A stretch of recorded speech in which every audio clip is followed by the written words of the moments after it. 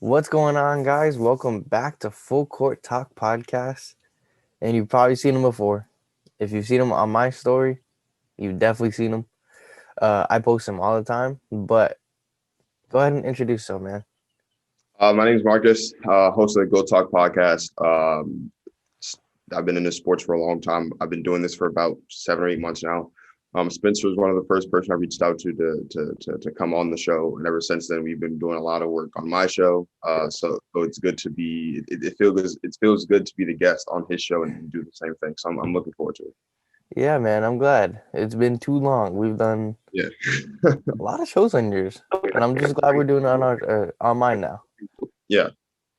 But we got a lot to talk about. So the first topic we're going to talk about is the biggest takeaways from the first half of the season. Because if you guys didn't know, the first half is now done.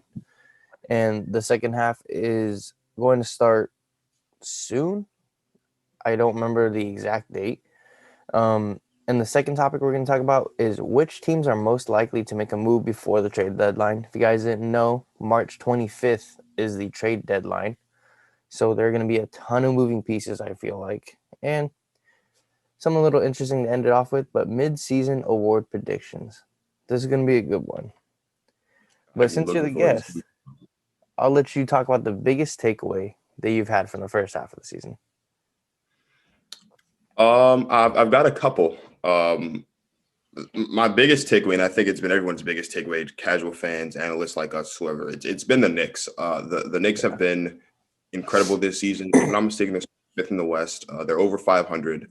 The last time they were, sitting in playoff positioning before the All-Star break was 2012, 2013. That was also the last playoff appearance. So it's looking good for the Knicks and Knicks fans in terms of making it back to the playoffs. I think they'll make the playoffs. I do. Julius Randle obviously has been leading the way. He is a first-time All-Star this year. He'll be playing in the All-Star game.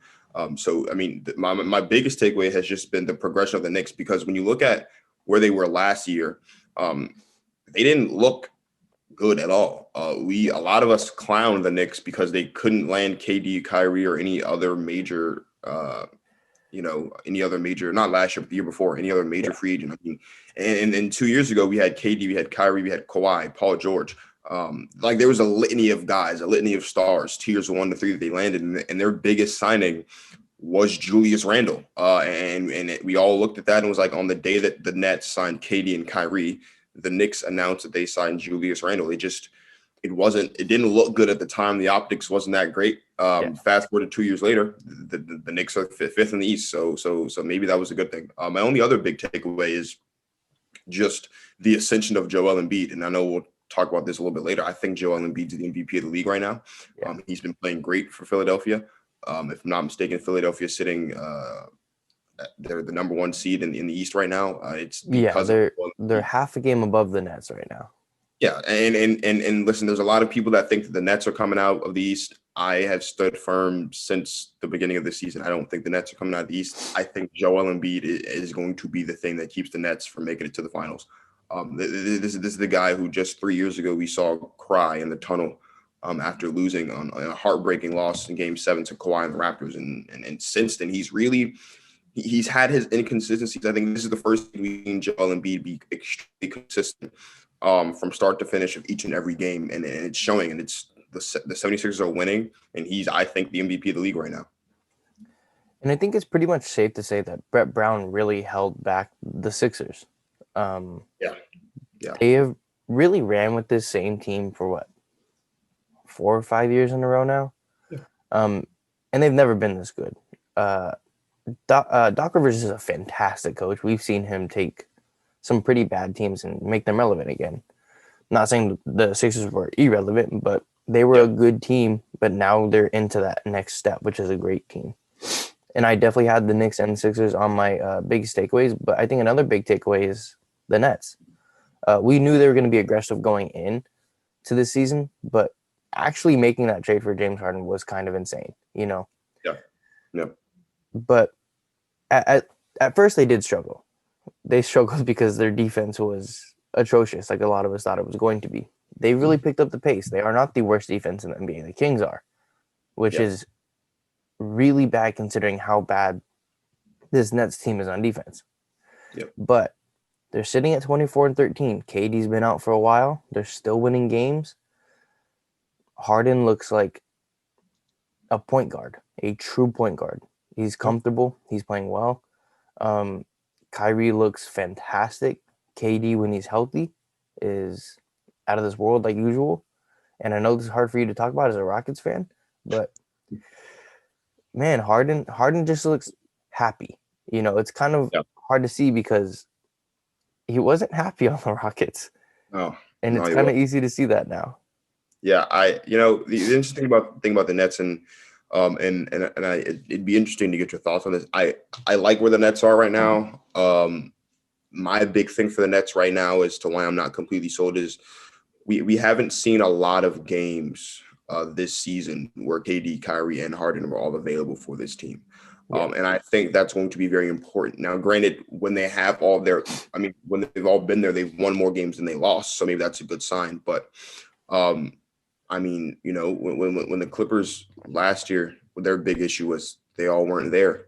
They were, when they all were there, they won more games than they lost. That's what happens when you have all your stars available. I'm not at all comparing this Nets team to this Clippers team. This Nets team could mop the floor with last year's Clippers team. Like that's not the comparison I'm making. What I am saying though is chemistry plays a big role in the NBA. Like regardless of load management, regardless of injury, whatever the case may be, chemistry is the biggest key to winning. Like you can run all the plays, you can have the best coach, you can have the best players. If there's no chemistry, you're not winning. You're not going to win the game. And I think right now what we're seeing that this Nets team is built to win with each individual on the floor. And what I mean is we can get just James Harden, we can get just Kyrie Irving, we can get a just KD, and this Nets team can win. Or we can get a combination of the two, KD and James. KD, Kyrie, and James Harden, and this team can still win.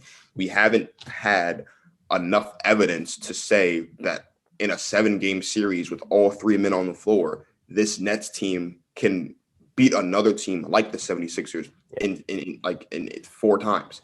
Now, that doesn't mean they can't do it. What I am saying, though, is, again, the chemistry. We haven't seen it often. And, again, they've won more games than they've lost with all 3 on the floor. I understand that.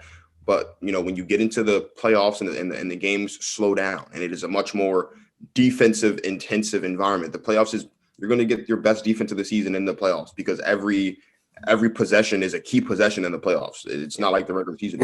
The team that, as we have acknowledged, and as really the general public has acknowledged, this is not a good team defensively. Granted, they're not statistically the worst defense in the league. Congrats to them, but this still isn't a good defense. And this still isn't a good defense. They're still sitting at the bottom of the league in terms of defense. You can score 150 points, that's fine. But if you're also going to give up 150 points, it means nothing. And that's really the thing that I'm looking at this Nets team. Is this is a talented team. This is a team that could beat any team on any given night. That includes the Lakers. That includes the 76ers. My concern is I don't know if they can beat a team 4 times in the postseason when things slow down and defense becomes the focus. And I think until we get there, I don't know if we could truly say that the Nets are going to make it out because they're going to have to go through Philadelphia. That's a fact. Like the road to the finals is going through Philadelphia. And so that's really going to be the key. Last year, the road to the finals was going to go through LA. Lakers or Clippers, it didn't matter. You had to go through LA to get to the finals. The Clippers didn't make it to the conference finals because they didn't have that chemistry. They didn't have that consistency. And so it's possible that we could get that with the Nets, where because of the lack of chemistry and consistency, they could fall apart before we expect them to. And it's very possible. I think we have to start acknowledging that's a very real possibility.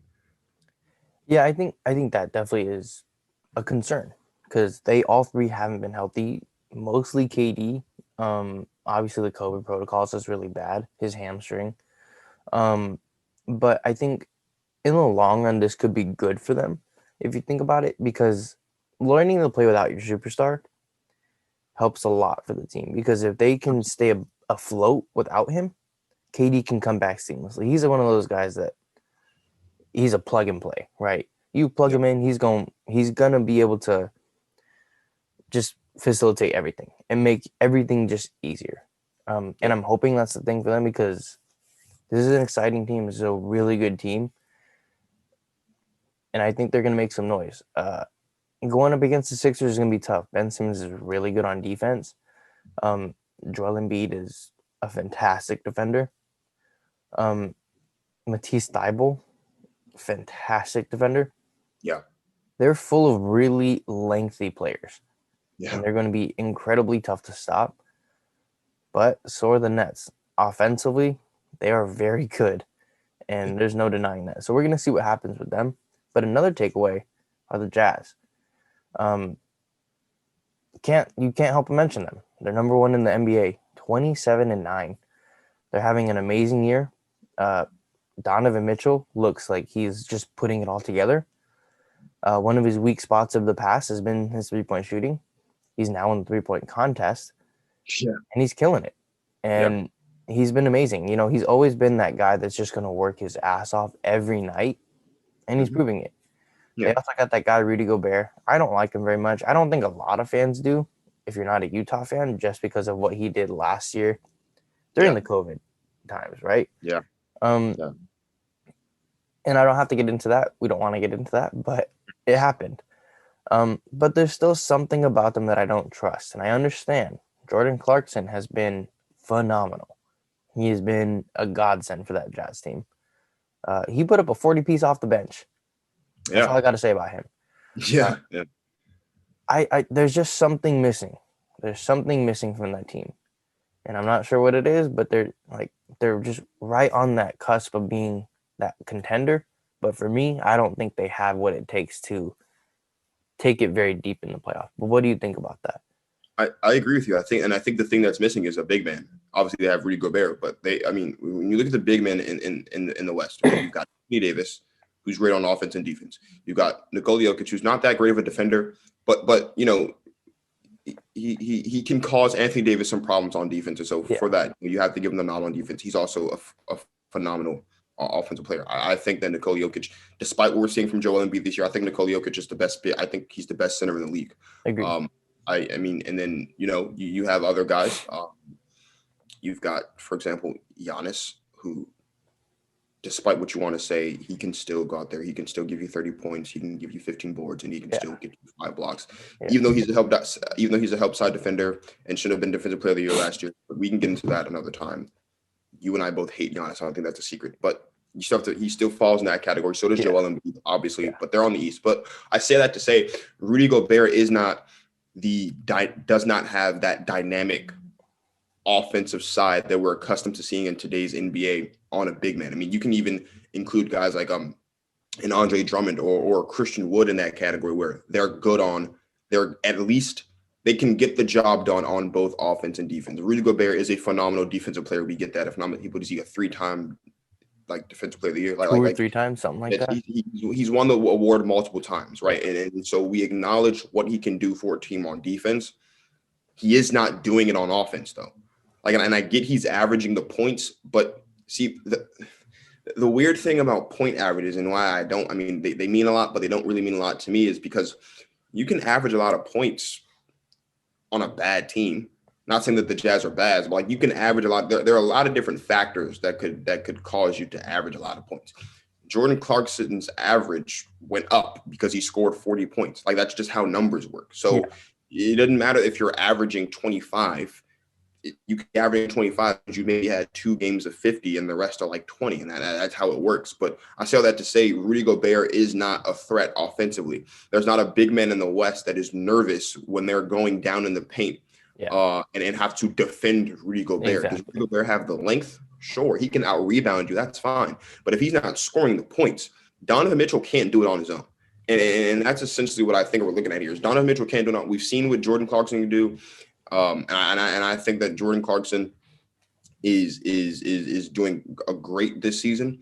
Michael Conley has been doing great this year. Props to Michael Conley for getting into the All-Star game. He deserves it. He should have been there in the first place over Rudy Gobert. Yep. Nonetheless, he's in there nonetheless, and he's done the one thing in his career he has aside from winning a championship. That's the one thing in Michael Conley's career he hasn't done. That was make it to the All-Star game. I mean, aside from MVPs and like that. So, props to Michael Conley for that. He deserves it. But yeah, I mean, I think, and the other thing too is Rudy Gobert's not even I don't even think he's the 3rd best player on the team. I think he's the 4th, at least this season. I mean, obviously Donovan Mitchell's the best. I think after Donovan Mitchell, it's Michael Conley, and I think because of his production this season, Jordan Clarkson's number 3. And then you have Rudy Gobert. And again, it's because Rudy Gobert is not producing offensively. We've seen over the last few years, this is an offensive game. Like, Yeah. this is a game that's offense first, defense second. Now, you go to the 90s, it was the other way around. This is offense first, defense second. Rudy Gobert plays defense first, offense second. Now, granted, he's making his money that way, and that's fine. And he's damn good at his job. But at the end of the day, when you're going up against guys like Anthony Davis, when you're going up against guys like Nikola Jokic, and people of that nature, you have to also be able to produce offensively, because you cannot expect Donovan Mitchell to go out every single night against the Lakers, against the Clippers, and you get to the playoffs and just drop 50 and expect that's going to get the job done. It didn't get the job done in the first round against the Nuggets. It's not going to get the job done in the playoffs at any point this year. So Stephen A. Smith said that the finals are going to run through to get to the path to the finals runs through Utah. I'm going to hold off on that yet because we've seen Utah get off to some great starts. Never this great, but we've seen in recent memory Utah get off to some pretty solid starts where they're sitting third or fourth or maybe even second in the West. And when the playoffs roll around, they're 5, 6, or 7. So I'm not saying that they'll fall off. I do expect to fall off. They're not going to be the first seed heading into the playoffs. That's for sure. I don't think the road to the finals goes through Utah the way Stephen A. and other pundits think. And I think a lot of that has to do with Rudy Gobert. Yeah, and I think going off of that and your take on point totals, and it's true. A lot of his stuff isn't back to basket. He's not going to clear out the side and be like, hey, let me get this. Most of the time, he's going to get the tip-ins. He's going to get putbacks. He's going to get little lobs, dump-offs to the dunker spot. That's how he makes his money on offense. No one's going to call out and be like, Rudy, go get yours. No one's ever going to do that because he doesn't have a post move to go to. And that's fine because that's just not who he is. But he's a phenomenal defender, and that's how he's going to make his money. And that's like you said, that's why you don't trust him. Or that's why you don't trust his team, because Jordan Clarkson's going to show up every night. We get that. But he's not going to be able to keep you afloat in the playoffs. Donovan Mitchell can go for 35, 40. That's still not enough. You need that secondary guy to go for 20, 25 a night. And they don't have that. Mike Conley has never been that. So I don't know. I don't trust him. I don't trust him at all. I know you don't. But, moving on, because this kind of has a little bit to talk about, but which teams are most likely to make a move before the trade deadline? So for me, I have 3 teams. And the first one I'm going to talk about is the Lakers. And this is a very, we don't know what's going to happen with the Lakers. We don't know what's happening with AD. We don't know if he is dealing with an Achilles injury or a calf injury. It's stated as a calf injury, but so is KD's. So is it an Achilles? We never saw the injury happen, I guess, because he never went back and no contact holding his Achilles, right? So it's hard to say, but they're covering it up for a reason. And they said post All-Star break, he'll be back. So we'll see what happens. But if AD is healthy, you don't need to make a move. You can keep Damian Jones in there as your little JaVale McGee type player. I don't like Damian Jones as a former Warrior fan. But he's going to be a serviceable backup. I can't deny that. But if AD's injury is bad and you need to cover this huge hole that he leaves, which is damn near impossible, if you ask me, you need to get a Hassan Whiteside or JaVale McGee. Those are your 2 guys that you need to get, because those 2 guys are on small contracts and they're bigs that'll play defense and catch lobs. I would actually go for JaVale over Hassan because Hassan is stupid. How he said Hawaii wasn't part of the U.S. and he said, "Oh, I was joking." It's like, probably not. But obviously, the number 1 guy, you want Andre Drummond. You're not getting Andre Drummond, without a doubt. So it's tough. The Lakers are in a really difficult position. I'm not sure what they can do here. If AD is out, the Lakers don't look the same, obviously. Defensively, they're terrible. LeBron can't hold this load. But who do you think is another team that is most likely to make a move? Well, before I do that, I just want to respond to you. I Yeah. think whether AD comes back or not, I think the Lakers should make a move. I think that move should be to get rid of Wesley Matthews. Oh Um, yeah. and I think in exchange for Wesley Matthews, you can get Blake Griffin. And I think if Blake Griffin's obviously not worth first round picks anymore. Not, I mean, some would say he never was, but Oh, he already whatever. he already got bought out though. That's true. That is true. So that would make it difficult. I don't exactly know how that will work, but if there's a way that the Lakers could end up, I mean, because they are in the running right now to get Blake Griffin. So if there's a way they can land. They have an open spot because they cut Quinn Cook. Yeah. Yeah, so they So could easily just, get him. that is true. And so I mean, obviously not going to be a trade, but landing Blake Griffin would be a big step to that. Yeah. I do think regardless that Wesley Matthews has to go. Yeah. He's not doing anything for you. I think the reason why Wesley Matthews seemed like a hot commodity and what was a really trash free agency class this past offseason, say the least, was because he was with the Bucks. And when you're playing on a team with Giannis and all you're doing is just standing around and hitting open, like you're in the NBA, you should be able to hit an open shot. So when you do that, you kind of look good.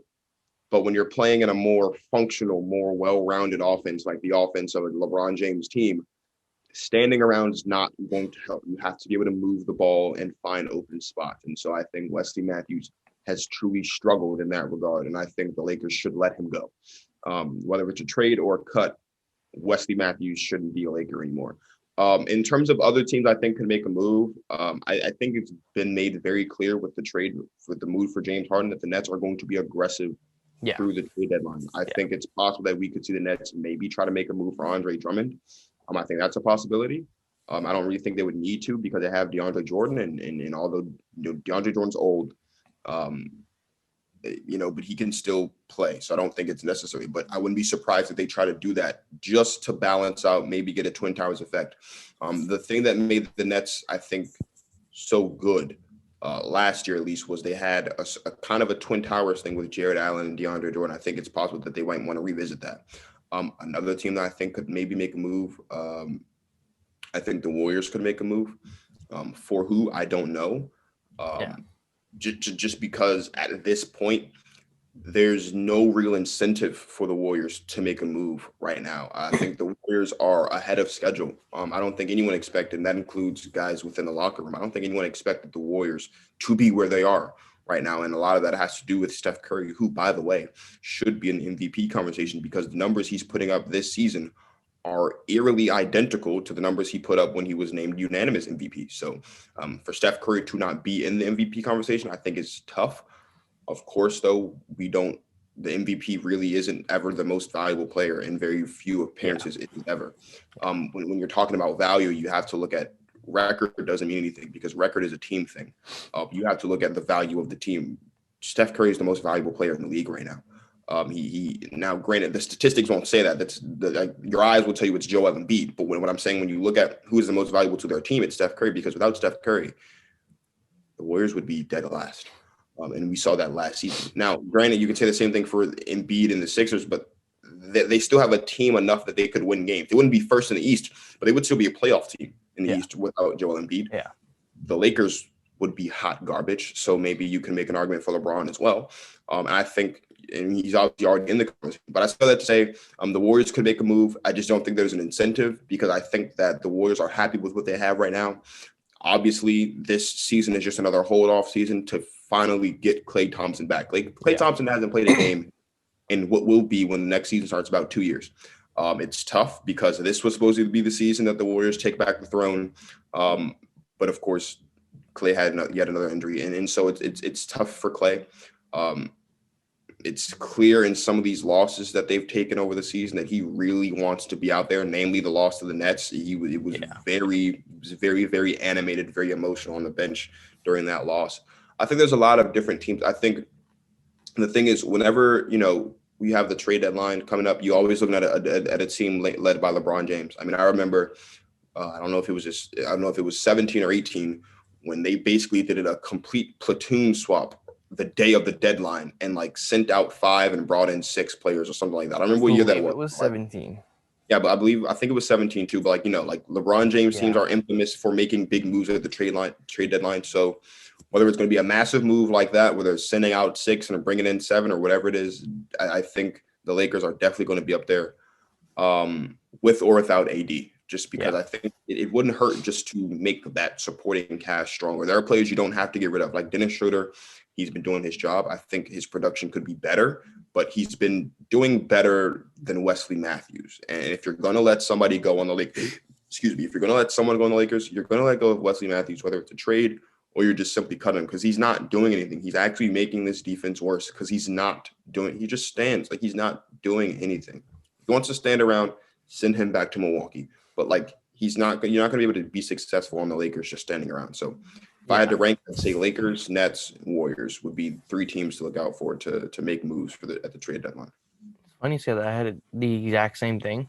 And just talk about the Nets real quick. A lot of people think, oh, they don't have anything to move. Spencer Dinwiddie is going to get moved. Very valuable asset. Yeah, a lot of people still like him. He is incredibly valuable because he can score. He's lengthy. He can pass. He can defend. But he just doesn't fit that team anymore.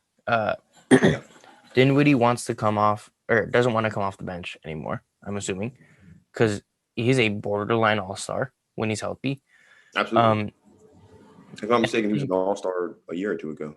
I think when he was with D'Lo, I believe, he was a borderline all-star. Yeah. I think D'Angelo Russell was last season in Brooklyn. He was an all-star in that game, I think. I don't think Dinwiddie's ever been an all-star. Oh, maybe. But he's fantastic. But he is fantastic nonetheless. He's going to get traded at some point because he's too good to keep on the bench. Yeah. And that's where you said the Andre Drummond trade can come in. Mm-hmm. But obviously you'd have to make the salaries match, and you could do that. It would probably happen. But we're gonna see what happens. I think they need a big, and I think Dinwiddie could be that key to get him.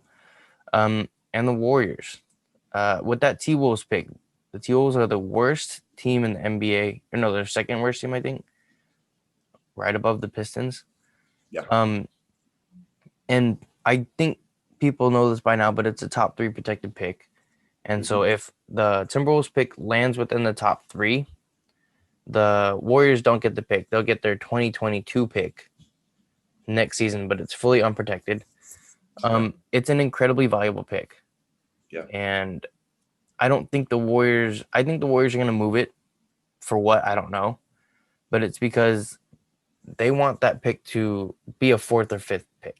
They don't want it to land within the top 3 and they don't get a star out of it. You know, this next draft is very loaded. It's a very good draft. So I think it's possible that it could be better than last year's draft, and last year's draft was incredible. So yeah. I think there are too many good pieces in this draft. So they want to pick now if they were going to get a pick. So I think they're going to move that pick. But Bradley Beal is completely off the table, like we've seen. I get it. They're being loyal, but at the same time, you're not going anywhere. You're not going to win a championship in Washington. The interesting thing about the Wizards, I don't mean to cut you off. I'll let you finish. Oh, you're good. The interesting thing about the Wizards is, and I know we talked about this briefly when you were on my show, and I said that I thought that the Rockets and the Wizards were both going to make the playoffs. Well, since then, the Rockets still haven't won a game. And so I'm officially retiring myself as being a Rockets fan for the rest of the season, not watching more Rockets basketball unless it's on national TV because I don't know what's going on. The interesting thing about the Wizards is I think there's a lot of hope left with the Wizards than what a lot of people expect. Yeah. I don't know if this is a hot take or not, and I'm not trying for this to be a hot take. This is just my personal opinion. I think Bradley Beal's a top 10 player in the league. There are a lot of people that have him outside of the top 20. How you can name 20 players better than Bradley Beal? Yeah, I don't know.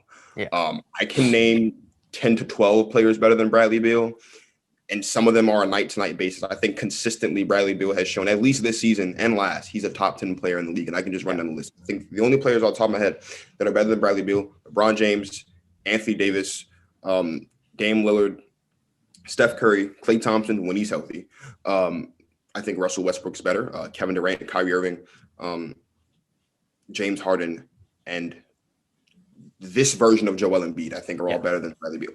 Other than that, I don't want to hear anything about a Chris Paul, or maybe you could say Devin Booker, but I think Devin Booker and Bradley Beal are kind of in the same boat in terms of a lot of talent, not a lot of recognition up until recently. Yeah. So I think if you say Devin Booker is better than Bradley Beal, I think you could argue either way. And so for that, I would take it. But other than that, I don't want to hear anything about Giannis Antetokounmpo. I don't think Giannis is top 10 in the league. You can hate me all you want. Don't watch my show. That's fine. I don't think he's top 10 in the league. I say all that to say, though, I think there's a lot of hope for the Wizards. I think that the biggest issue with the Wizards was what's his face. I think the biggest issue with the Wizards is their coach. And if I'm mistaken, yeah, and I'm pretty sure he's still there. I don't follow the Wizards a lot, but I'm pretty sure he's still there, which is the reason why they still suck.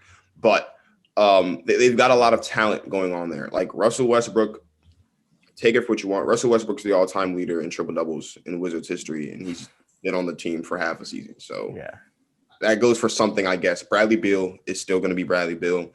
You've got a lot of potential.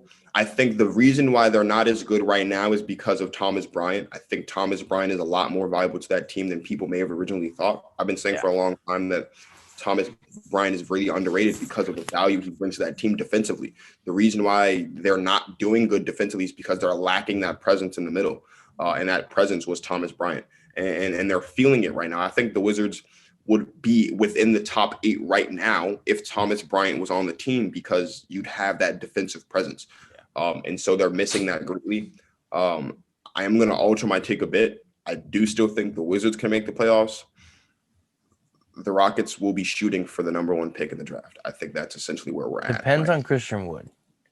If Christian Wood comes back, I think they could have a chance, because Christian Wood is just that good on offense. But 11 straight to end out the first half is tough.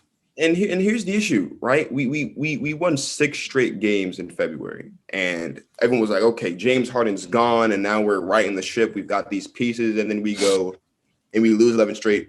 John Wall has said that this is some ass. Well, he used the other word, but he said it's some ass. Victor Oladipo, if I'm not mistaken, declined a 2-year, $42.5 million deal. So I think it's clear Victor Oladipo is not even completely sold on this. This is not looking good. This is the first time in a while, in 8 years to be exact, that the Rockets have looked this bad. Why do I say 8 years? Because 8 years ago, we didn't have James Harden, and then we did, and then we were relevant. Now we're falling back into this land of irrelevancy with the likes of the Cavs and the Pistons. And I don't ever want to be in the same sentence with the Cavs and the Pistons as a Rockets fan. But unfortunately, I am right now. Yeah. I just had to get that off my chest. So I say all that to say, though, I think there's a lot of hope for the Wizards. If not this year, next year for sure, with Thomas Bryant coming back. They're likely going to be picking in the lottery again. If not, they've been picking in the lottery for the last 3 years now. It's been working good for them, I think. They've pulled together some really good drafts. 2 years ago, they got a solid guy. The guy they've got this year, I don't know his name because he's not. Danny Avdija? Yeah, but like he wants to win, and I love it for the Wizards. So that's going to be interesting. But yeah, I think there's hope for the Wizards. I do.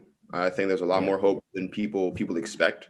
The big issue, though, for the Wizards is, as I mentioned, Scott Brooks. Scott Brooks has to go. We've seen with the 76ers, you can have talent. Now, I'm not saying the Wizards are as talented as the 76ers, but you get rid of a bad coach, you put a decent coach in there, you're on your way to something. I'm sure you're on your way to something. And I think, who, I don't know, but I think anybody is. Look, I'm going to do this because I always do it whenever I talk about coaches. Mark Jackson, I think, could turn this around. And whenever there's a coach opening on coaches, if you guys watch enough of my shows, you go back to like when we first started and we were doing coaches in the offseason from NBA, I mentioned Mark Jackson's name at least 30 times because I think he can turn any team around. I do. I think he's that good. I don't know if he wants to coach anymore, but Mark Jackson he does want to coach. Mark Jackson. Did you ever hear why he got fired from the Warriors job? I think it's because he's black, but I'm sure that's not the real reason. But actually, no. I think so. I watched a documentary in high school about the Warriors, and it was about teams in California. Yeah. But specifically, and the guy, I don't remember his name or his position. He was like, "Yeah, we had all the players, and what we were missing was a coach." And so we got Steve Kerr. I was like, but Mark Jackson had you guys in the playoffs. So I don't know, but whatever. I don't know the real reason. That's just the reason I was given. So the reason I read, and this could be all false. Like this could be all be like, oh no, we just didn't like him, but we said this. So apparently he and the assistant coach, who I don't remember at this time because it's been like 10 years. It's been a long time. I guess Mark Jackson and the assistant coach pitted the team against the front office. And so whenever something happened, they were like, oh, man, the front office doesn't want you to do well. Go out there and show them you want to do well. And, like, he was, like, saying things, and he was just, like, after the team found out about this, they fired him, and then they hired Steve Kerr. And I don't know how true that is, but that's what I read.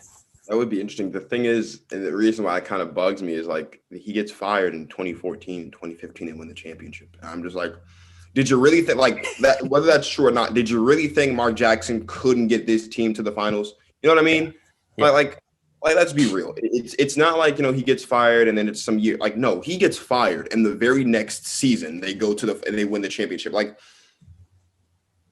was it really that big of a difference, honestly? Like, because the team was the same. I mean, it's 1 year. The turnover wasn't – the NBA turnover is not like NFL turnover where, like, a year you can go from having everybody to nobody. Like, no, it was the exact same roster, give or take a couple guys, and they made it to the finals. I'm just not whatever. I still love Mark Jackson. I think Mark Jackson's great. Whether that's true or not, I think Mark Jackson's great. I don't know. Maybe that's like some intrinsic motivation he's trying to instill in his guys. Whatever you want to. From what I heard, it was pretty negative. No, it could have been. You know, that's maybe just me not wanting to give up Mark Jackson. And it honestly could have been just something they spun to be like make it look better, right? Yeah. I have no idea. Because I've heard some pretty bad stuff with the whole Jeremy Lin thing, and back then, like how they only signed him to raise their jersey sales with the Chinese fan base. I can believe that. I can believe. No, and I think that was a different ownership than now, but it happened. So there's a lot of stuff like that going on. But to move on. Let's Mid-season award prediction. So we'll go with Rookie of the Year first, Defensive Player, Sixth Man, Coach of the Year, and round it out with MVP. So, who is your Rookie of the Year? I'm assuming you have the same as me, but I'll let you go first. I mean, it's LaMelo Ball, undoubtedly. It's not Wiseman? No, it's not at all. No, but I say, see, here's the thing about LaMelo Ball. And let's give a lot of credit to LeVar, because LeVar's a lunatic for sure. He doesn't know what he's saying half the time he's talking. We all understand that. But look, I mean, he called his shot. He said his youngest boy is going to be the best. His youngest boy is the best. LaMelo Ball is everything that Lonzo was advertised to be and more. And Lonzo was advertised to be a really good player coming out of college, and he's finally getting into that really good player. LaMelo Ball right now is better than Lonzo Ball. Yeah. And he's doing it on a team that, despite having Kemba Walker, who at the time was a top 15 player in the league, who I think he's fallen out of the top 20. I think you could put him 25 to 30 at this point. But like at that time with Kemba Walker, they were still a really irrelevant team. Michael Jordan was a phenomenal player, and he is, in many people's eyes, the greatest of all time. His record as a GM, however, in terms really good players, is the complete opposite. This is the first pick that Jordan has made since being, a GM owner, since Kemba, that has panned out well. Yeah. I think, but the difference is, and I think this is very interesting, the difference between this pick and Kemba's pick is Kemba was the best player on a team of nobodies. And that's what made that pick so extraordinary, because someone has to rise to the occasion and do it. And Kemba Walker is a guy that can rise to the occasion and do it. This is a pick on a team that has other good players around him. Like, I don't think Gordon Hayward is worth $100 million, but he's still a solid player. You still have Bridges. Like you've got a lot of good pieces around LaMelo Ball, and so it makes this pick that much better. because it makes this pick, it seems like this is the first pick on what could be, hopefully this is not just a one-hit wonder. Hopefully Jordan can strike gold again and pick another guy that could get this team over the top, maybe get them into the playoffs. That would be the top for the Hornets, getting them to the playoffs. I think that was a great pick. LaMelo Ball is undoubtedly the Rookie of the Year. I think the only other guy that could potentially challenge LaMelo Ball for Rookie of the Year is LaMelo Ball. I think the only way LaMelo Ball doesn't win Rookie of the Year is if he gets injured and he misses the rest of the season. So let's knock on all types of wood, all types of trees that doesn't happen, because the only person that could beat LaMelo Ball that could keep LaMelo Ball from winning Rookie of the Year is LaMelo Ball. Yeah, and you already said it. LaMelo Ball's the Rookie of the Year. I'm a Warriors fan. I don't even think Wiseman's the Rookie of the Year. I don't even think he's 5. No, and he's been really good, but he's on a very short leash. He played 11 minutes the other night. Yeah. He's not going to be on pace to run the Rookie of the Year. That's fine. I don't care. Yeah. Honestly, he develops. That's fine with me. But I mean, LaMelo Ball has been 15.8 per game, 45% from the field, 38% from 3, 6 rebounds, 6 assists, and that's not even his starting numbers. His starting numbers are well over 20% or 20 points per game. His dimes are just so clean. Yeah. It's no surprise. LaMelo Ball will win Rookie of the Year at the end of this year. And I'm glad for him, bro. He's gone through a lot. His dad is, like you said, like he's a crazy person, but he's a genius. More than a few screws loose for sure. He is a genius. That's what he is. There's no denying that. Yeah, there's no denying that. Yeah, but since there's not much to talk about LaMelo, let's go on to Defensive Player of the Year. So, at the beginning, I chose Marcus Smart. That's an interesting one. I wanted the guard to win. That's not going to happen. I'm going Miles Turner. And I understand rebounds take a part in it. He averages only 6. But I mean, you can't take that away from his 3.4 blocks a game. In a time where blocks aren't as you don't get blocks as much now because it's really hard to play defense the way the NBA has it now. Yeah. And for a big to average 3.4 and a steal, it's pretty impressive. Yeah. Nobody's gonna go up against a guy like Miles Turner in the paint. You're gonna make your game plan to get him away from you as much as possible. Yeah. And before people say it, Gobert is really good on defense, but he's only averaging 2.7. I say only, but 2.7 is really good. 0.5 steals, but he's averaging probably around 13, 14 rebounds. Gobert is really good, but I think Miles Turner is just better. Miles Turner he's the epitome of an NBA big. Offensively now he can shoot, so he's got that going for him. Yeah. But he's finally the game seems to be slowing down for him. He's finally comfortable.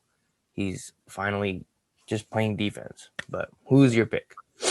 I'm right there with you, Miles Turner. I don't know how I missed this when we were talking about it. I think the Celtics should make a move for Miles Turner. We all thought they would in the offseason. Obviously, that didn't happen. I think a lot of that has to do with they were hoping that Kemba would pan out. He's not panning out. I heard they had a trade for Miles Turner set up for Gordon Hayward. It was a sign and trade. And the Celtics said no. Well, the Celtics are dumb. I don't know. But I mean, if there's another team that we should look out for, I think it's possible that the Celtics might move Kemba from Miles Turner because of all the things you just mentioned. Miles Turner has been, I think, the best defender. He's also a really underrated defender. I mean, when you look at the last few seasons, Miles Turner has been leading amongst the leaders in terms of blocks, at least top 5 for the last few seasons. He should have been a depoy before this, but he hasn't been. Absolutely. He would have been. I would have. He has more claim to the award than Giannis does. So there's that. But yeah, no, I'm right there with you. I do. I think Miles Turner is Defensive Player of the Year. I think a lot of that has to do with the fact that Anthony Davis is hurt, because Anthony Davis should have won Defensive Player of the Year last year, and we saw this season he was continuing that. He had a little hiccups, but he was continuing that defensive dominance. So Props to Miles Turner. I think even if Anthony Davis comes back, I think he's just a little bit too far behind the 8 ball now because of the consistency that Miles Turner has displayed. So I think it goes to Miles Turner. But I wouldn't completely rule out Anthony Davis if Anthony Davis comes back healthy. Yeah. I don't think he will, though. I think if he comes back, they're going to put him on a minutes restriction through the rest of the playoffs. And if that means sacrificing the top seed in the West, that's fine. Because it doesn't really matter the seed. If Anthony Davis is back for the playoffs, the Lakers are going to win the championship, and I think that's the goal. Play them. I think that's the goal. I think you have Anthony Davis come back, and you put him on a minutes restriction. I don't know, maybe 20 to 24 minutes a game, whatever that looks like. But have him on a minutes restriction so that he can still get into game shape and all that stuff. He can still be consistent, so that when the playoffs come up, he's completely revved up. Because what you cannot afford to happen is Anthony Davis come back from this Achilles tendonitis or this calf strain or whatever it is that they're saying it is. And you just throw him right into the wolves, and much like they did with KD, he comes back first game back, and now he really does have a torn Achilles, and now your championship aspirations are in the drain. That's what you cannot afford to happen if you're the Los Angeles Lakers. But yeah, I agree with you. I'm right there with you. Miles Turner should be Defensive Player of the Year. If not Miles Turner, then Anthony Davis if they don't put him on a minutes restriction, although I think they should. Yeah. And I mean, Miles Turner is just he's getting better every year. Yeah. Some years slower than others, but he's been really good. For Sixth Man of the Year, who do you have? It should be obvious, but who do you have? Here's the thing. Sixth Man is really tough to predict. It is. And you know, because you're basically asking like who's the MVP of the bench. Yeah. And I think the beauty of the Sixth Man of the Year award is, unlike the real MVP award, the person that typically wins Sixth Man of the Year truly is the MVP of bench players. Yeah. And I think we've seen that with Jamal Crawford winning it several times, Lou Williams winning it several times. I think he should have won it last year over Montrezl Harrell, but I understand why Montrezl Harrell won it. So all that being said, I think Sixth Man of the Year so far is Jordan Clarkson. I think he's also the most improved player. That's what I forgot to put on your most improved. I don't think anyone's ever won Sixth Man and most improved. If it's possible, Jordan Clarkson could be the one to do it because he's been playing well off the bench. As you mentioned, he just dropped 40. He had another game when he dropped like 42, if I'm not mistaken. So it's like the man can ball. And I think we're seeing that. He has truly been the most valuable asset. As I said earlier, he's been the most valuable asset outside of Donovan Mitchell to this streak that the Jazz have had. They've won, like, if I'm not mistaken, like 22 of their last 25 or something like that. Like, they've been playing really good basketball as of late. And a lot of that has to do with Jordan Clarkson. So yeah, I think Jordan Clarkson is Sixth Man of the Year right now. I think the only other guy that maybe could say anything about it is, I don't really know. I don't really think there's anyone else that's coming off the bench that's doing what Jordan Clarkson's doing. I was going to say Christian Wood, but Christian Wood's not coming off the bench. Christian Wood. Yeah, I honestly think it's just Jordan Clarkson at this point. Yeah. No, of course, at the end of the season, the NBA is going to put up a graphic with 3 people just because, but then they'll release the votes, and it's like Jordan Clarkson had like 30 more votes than whoever was second. So whatever. But yeah, the point is Jordan Clarkson's Sixth Man of the Year. I think you can stamp it. Yeah. Right now. I think he is the only guy other than LaMelo Ball that just give him the award now because he's already won it. Yeah, I'm not going to explain this one. Jordan Clarkson. I'll give you his stats. 18 points a game, 45 from the field, 37 from 3, 40 piece. Numbers speak for itself, absolutely. Yeah, he's the Sixth Man of the Year. That's all I'm going to say. So I forgot to mention this, but most improved player. I'm going to go with Julius Randle. And that might be a bad pick, but Julius Randle has gone from a player that you didn't want on your team to an all-star. Yeah. And I've always liked Julius Randle, especially when he left the Lakers for the Pelicans. I thought he did phenomenal with New Orleans, and I was hoping he'd go to a better team to really present himself. But he's done just that on the Knicks. He's been flat out amazing. He's been a triple-double threat as a power forward. He is the sole reason that offense even runs itself. And we're going to talk about the coach later because I think the Knicks have just done an amazing job this season. Yeah. No one thought they were going to make it out of the East into an 8th spot, let alone the 5th seed.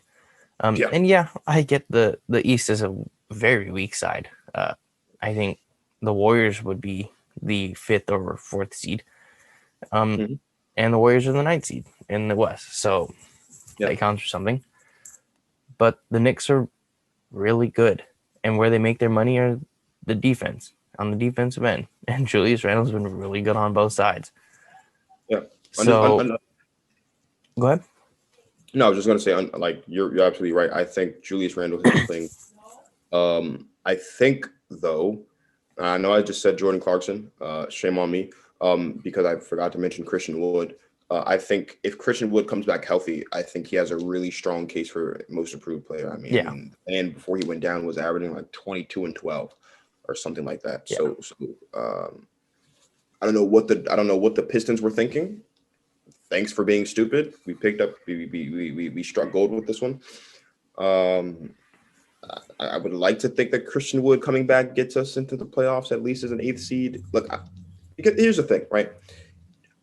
I don't care if we don't get I don't care if we make it out of the first round. I just want us to get to the playoffs. I want there to be hope with John Wall being a Rocket. I cannot be reduced to basically being a Wizards fan and like thinking John Wall's the key, and he's not. I can't. I just need them to make the playoffs. I don't care if they get swept. I just need them in the playoffs so that all of this James Harden hoopla can be worth something. Off my soapbox. Yeah, I think Christian Wood could be, if he comes back healthy, right back where he was, and I think that would make him most improved. But I'm right there with you. Julius Randle has been unbelievable. Julius Randle has been the best player on the Knicks team since he's gotten there. And that goes back to last year. Now, granted, last year was much different because last year they sucked, and this year they don't. Well, they still suck, but they don't suck as bad. That sounded really weird.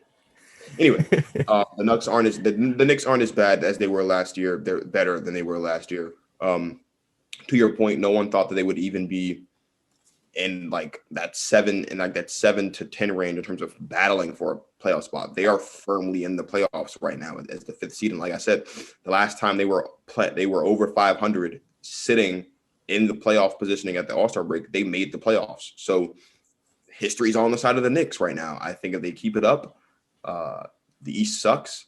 The East is a much weaker division, much weaker conference. Like the 70s, if you just merged the conferences, the 76ers would be like 5th in the West. So there's hope for the Knicks being in the East. Now we wouldn't be talking about the Knicks if they were in the West, that's for sure. Yeah. In the East. And because of that, they're benefiting from it. And a lot of that does have to do with Julius Randle obviously getting his first All-Star nod. So if it's not Christian Wood or Jordan Clarkson, I think it'll be Julius Randle. But like I said, I don't think it's ever happened before, but I do think that Jordan Clarkson should be 6th man of the year and most improved because he's been the most improved player, I think, this season. He definitely has a chance because, I mean, we've never seen Jordan Clarkson like this. We've seen glimpses of it. We never see him put it all together. And he's putting it together. Yeah. And yeah, going back to Christian Wood, if he can come back healthy and play the rest of the season, he could easily be most improved. But with him missing the 11 games and then potentially missing more, it's going to be tough. So yeah, there's no guarantee he's going to come back next week and be like fully healthy again anyways, because that looked really bad. Hurts my heart. Yeah. It hurts me too. He's on my fantasy team. He was carrying me. Yeah. Oh, man. I've got a friend who's a Bulls fan. Just before we go to the next word, I've got a friend who's a Bulls fan, and I think the Bulls stink. I do.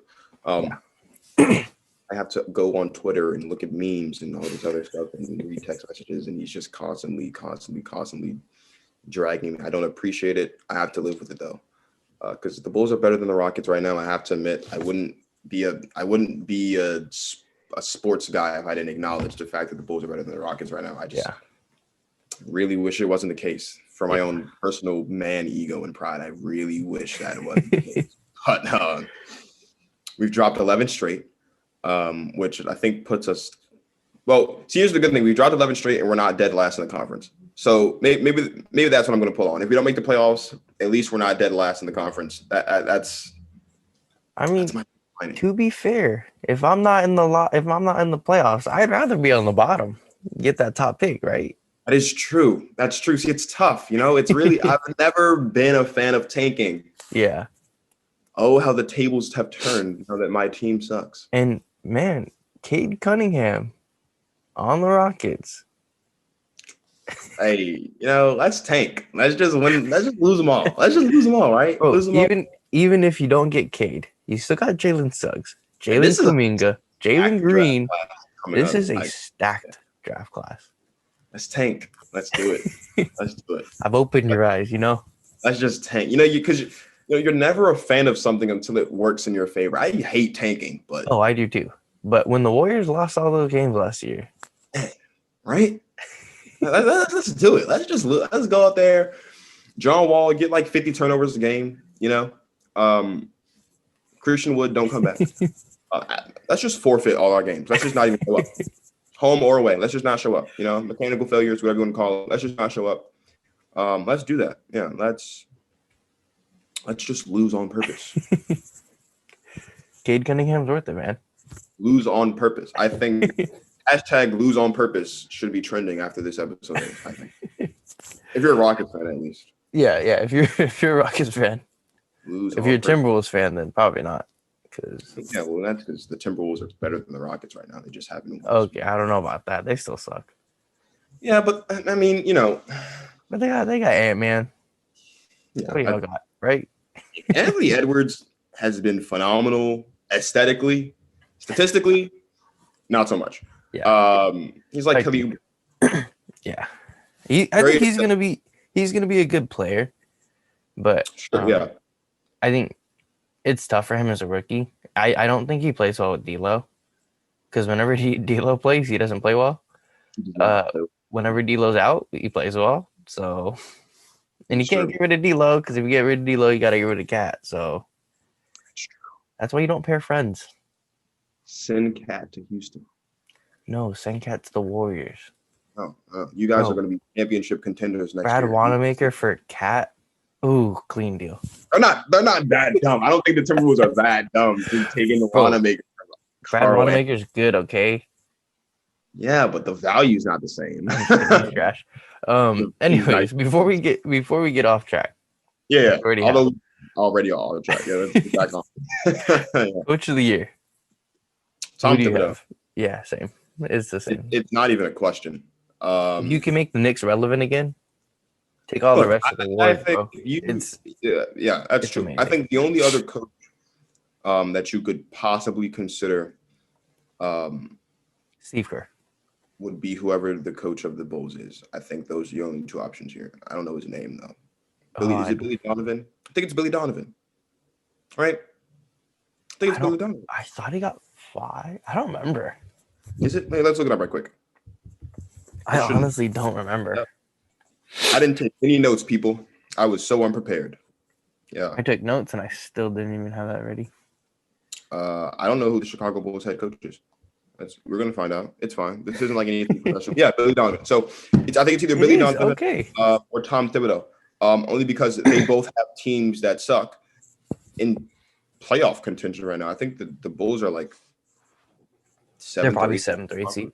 They're like 7th or 8th in the conference. The Knicks, as we talk about all episode, really are 5th. So yeah, I mean Billy Donovan, Tom Thibodeau. Although Tom Thibodeau is much clearly the coach here, I think because you have to take into consideration just how bad the Knicks have been. I mean, the Knicks have been the laughing stock in the NBA for the last 5 or 6 years. And yeah, the Bulls have sucked, but they've had good players. They've got Kobe White, they've got Zach LaVine, they've got Wendell Carter, Laurie Marketing. So they've had a team. They just had the coach.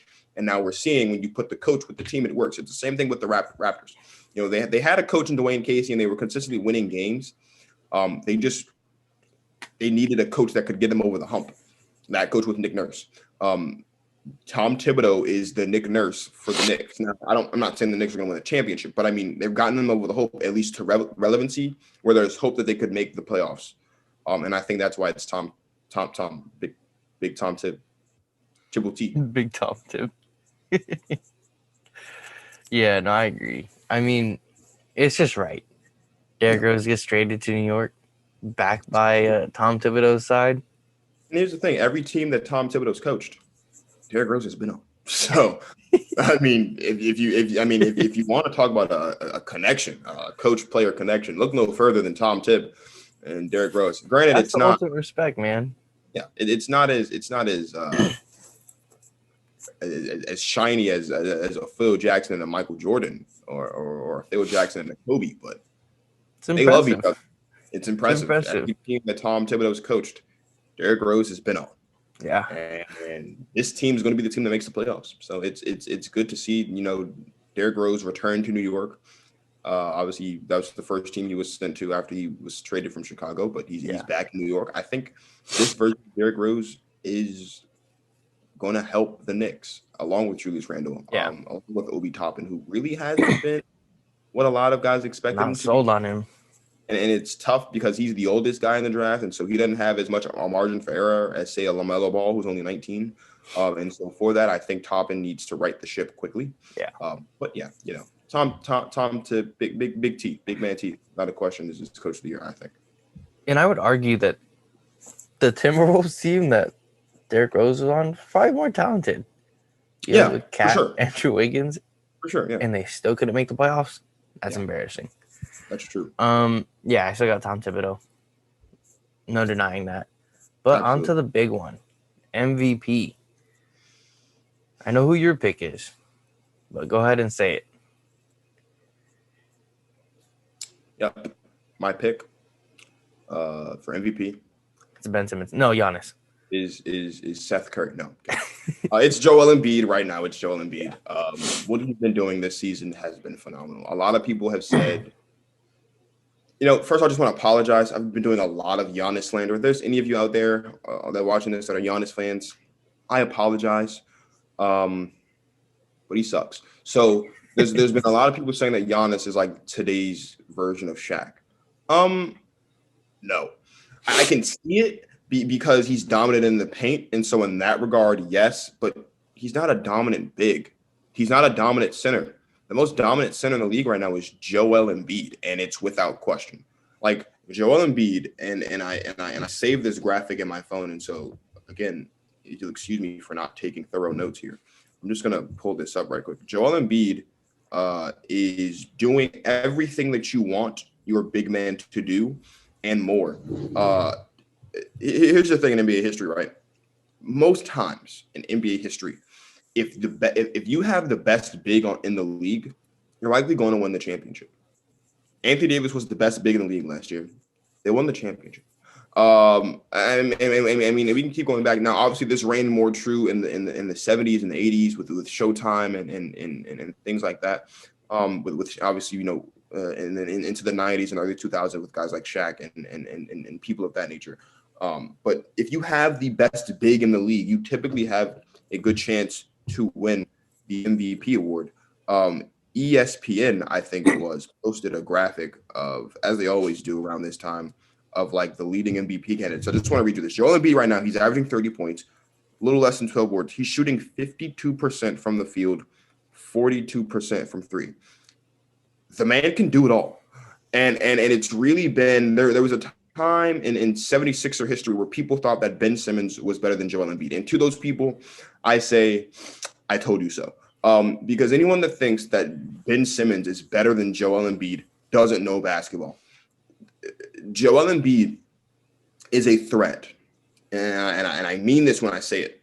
Joel Embiid is a threat the moment he gets the ball in his hands from the three-point line, and we're seeing it this year. He's hitting step back threes. His handles for a big man are unbelievable. The things he can do in the paint we're not seeing it, and he's also doing it on the boards. He's shooting 52% from the field. Now, I would say the only other guy right now that has a claim to it would be Nikola Jokic. Now, granted, LeBron has a claim to it as well, but I think LeBron is still. It's very interesting. I think LeBron's MVP case is suffering because they haven't been winning a lot of games lately without Anthony Davis. Although LeBron is still in the MVP conversation, I think Nikola Jokic is above him because Jokic has been averaging 27 points, 11 boards. He's averaging almost 9 assists. He's shooting 57% from the field. So, like, we've got two big men. I think the two best big men in the league outside of Anthony Davis are doing it, and they're doing it well. But yeah, I think Joel Embiid's MVP of the league right now. I think at the end of the season, I don't think he'll win it. I think eventually he'll fall off. Not a lot, but just enough where he won't win.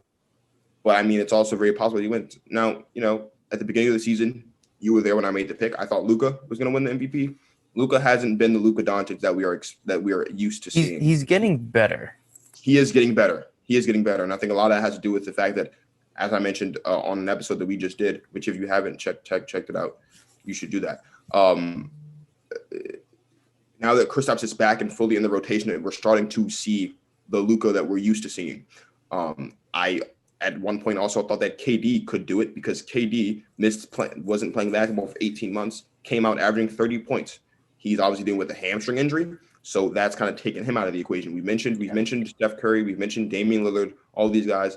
Joel Embiid's the most valuable player of the league right now, and unlike other years where the most valuable player wasn't actually the most valuable player, I think outside of Steph Curry, Joel Embiid has been the most valuable player to his team.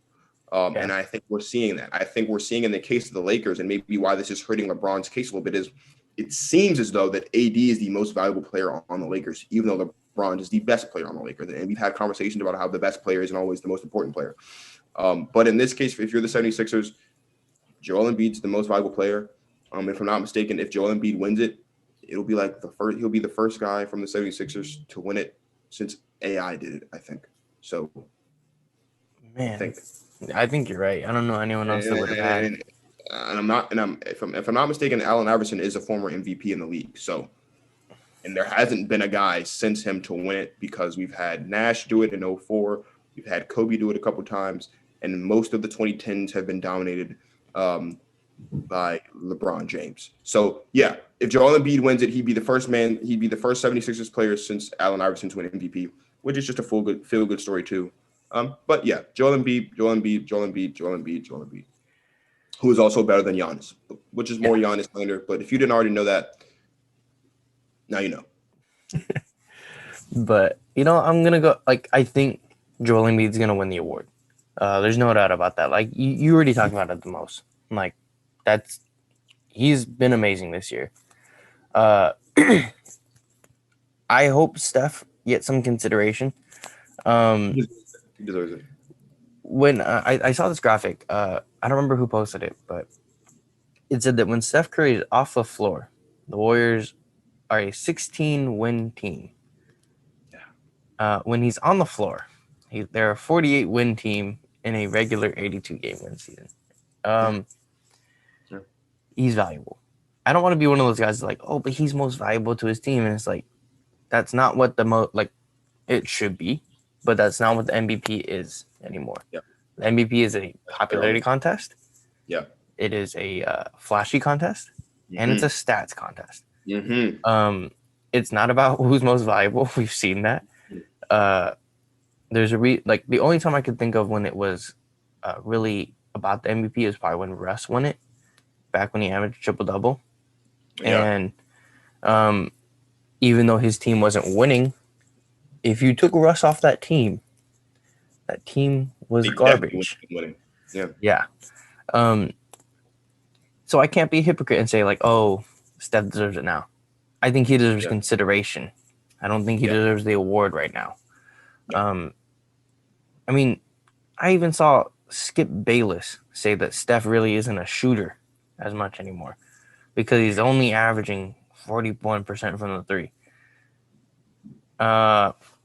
Yeah, so not sure where you want to go with that, but just to rattle off his stats, 29.7 points per game, 47.8 from the field, 41, that's bad, from three. Here's the crazy thing about it, right? He's averaging 42% from three in his career. Yeah. That's like one of the all-time best metrics from the three-point range. So I'm not really understanding. I think Skip Bayless is on drugs. I do. Well, it's because Steph's on Team LeBron, and that's literally what it is because he said, oh, but Team LeBron isn't going to win because they don't have any shooting. It's like, it's an all-star game. when does it Damian ever Lillard, come down to shooting? Steph But Curry. Those are shooters. yeah. But okay. All right. All right, Skip. Man, Skip Bayless. You gotta love him. Sold out for a bag, you know? Here's the thing. I love Skip. I do. I think Skip Bayless is a great TV personality. I think Skip Bayless and Shannon Sharp and what they have in Undisputed is unbelievably amazing. Oh, it's so I entertaining. would interview either one of them. Skip Bayless, though, much like Shannon Sharp is the captain of the I Love LeBron fan club. He's the president. Yeah. I think Skip Bayless is the president of the I Hate LeBron fan club. Like anything Yeah. LeBron does is up for scrutiny under Skip Bayless. If LeBron in the summer decides he wants to wear sweatpants instead of shorts, it's an issue. If LeBron decides to wear a green shirt instead of a red shirt, it's an issue. Like if LeBron wears a Cavs jersey instead of a Lakers jersey, just out and about, it's an issue. You know, I love Skip Bayless though. I think Skip Bayless is unbelievable at his craft. I think he's one of the all-time greats at his craft. He's one of the people I look up to do this craft. I just think that sometimes when we talk about LeBron James, Skip Bayless is so far out left field, you know, with some of the things he said. It's ridiculous. Same can be said about Nick Wright, but Nick Wright is not good. I think he's one of the worst. Wright, though, is that Nick Wright is so funny with his takes unintentionally that you just have to laugh at some of the things he said. Skip Bayless is very serious with what he says, whether you agree with him or not. I think sometimes Nick Wright... He wholeheartedly believes in what he says. Yeah. Nick Wright is more of a guy like, when you say the I Hate LeBron club, he's the president of the I Hate Steph club, and he's the vice president of I Love LeBron. So it's just how it is, you know? Yeah. That is true. All jokes aside, though, no, I mean, because here's the thing about the MVP. And I said a lot when Giannis won it last year. You have to understand, there have been several times in history where the most valuable player in the league didn't win it. I mean, I love Derrick Rose. I think the year that Derrick Rose won MVP should have went to LeBron. Although he had a great season, I don't think his season was better than LeBron's season. When Steve Nash won the MVP, I don't think he should have won MVP that year. I think it should have went to Kobe, and I think a lot of people feel that way. So, unfortunately, now the MVP is just about being the best player on the best team. Yeah. It's just you have to look at it from the standpoint of who's most valuable, right? LeBron James will always be more valuable than most other guys because he's LeBron James and because in the way that basketball works, typically one guy can lift you to a championship. Yeah. We saw him do it. We've seen him do it, you know, in Cleveland, although he did have Kyrie who hit the last shot, who hit that shot, and we get it. But that was still, I mean, LeBron got the block, you know? Yeah. There's no shot without the block. So I think a lot of people forget that. He also then 2 consecutive years after that, took a team that was picking in the lottery and has been picking in the lottery ever since to the finals in back-to-back years, averaging the most minutes ever, playing every game of the season in both seasons, with an exception of maybe 2 games, actually. So LeBron's always going to be the best player in the league. Sometimes there is someone that's more valuable in any given season. Giannis Antetokounmpo, however, should not have been MVP last year. I don't even think he should have been MVP the first time, but that's another conversation for another day. Joel Embiid. Yeah. Big Joe. And, you know, we'll end it on that. Joel Embiid. But, you know, if you guys do have time after watching this one, definitely go check out the Go Talk podcast. They do some great stuff out there. I don't know how you do it, but you got interviews every other day. And I don't know how you have time for that with school, but salute to you, man. Like, you do a lot. Thank you. If I could just promote myself, because I really don't like talking about myself. Go ahead. Plug it. If you want to check us out, you can check us out on YouTube at you can follow Go Talk Podcast. You can follow me on Instagram at GTP Marcus, where I post all our episodes and things of that sort. It's not. I don't just do football. I mean basketball. I do the NFL. I cover NBA. We just picked up wrestling not too long ago. Yep. And as Spencer mentioned, I do interviews as well with different people in and out of the sports business. So it'd mean a lot to me if you guys check it out. A lot of things goes to Spencer. Like I said, Spencer was kind of like the first guy I talked to. Was like on like a random like, hey, you have a podcast. Yeah. You want to come on, Mom? How it was. Yep. That's really just what it was. And I've been grateful of the support ever since. Whether it's on camera, off camera, whatever it is, he's been very supportive, and I appreciate that. Clearly, he knows what he's talking about, which makes it even more incredible that you can talk sports with someone that knows what they're talking about. Yeah. But yeah, check me out. I greatly appreciate it. Definitely. This is my third appearance on another show. I've enjoyed every single one of them. Spencer comes on my show, it seems like every other day. it feels like it's. I think about half of my basketball, half of the episodes we've done over on GTP of basketball has been with Spencer. Yeah, and I've enjoyed every second of it. The bond, the relationship that I've built professionally with this guy is incredible, and he knows his stuff. And it's just great to be a part of something special, not just on my podcast, but on his as well. We both got something going. Absolutely, absolutely. I think him more than me though. But yeah, it's I'm stuttering now. It's a healthy, wonderful working relationship, and I appreciate you, Spencer, for the support, the advice. Of course, professionally and personally, I do appreciate every single bit of it. Also, if I can continue to plug myself, head over to gofuel.com. Yes. Use code GOATFAM10, get 10% off your order. They got energy drinks like this one. They got beanies, they got hats, they got crop tops, crop hoodies, sweatpants, the whole nine. So head over to goatfuel.com, use code GOATFAM10, GOTFAM 10, all caps. Get 10% off your order. Thank you.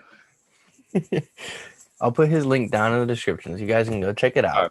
I'm going to put your Instagram. If you have a Twitter, send it to me. I'll put it down there.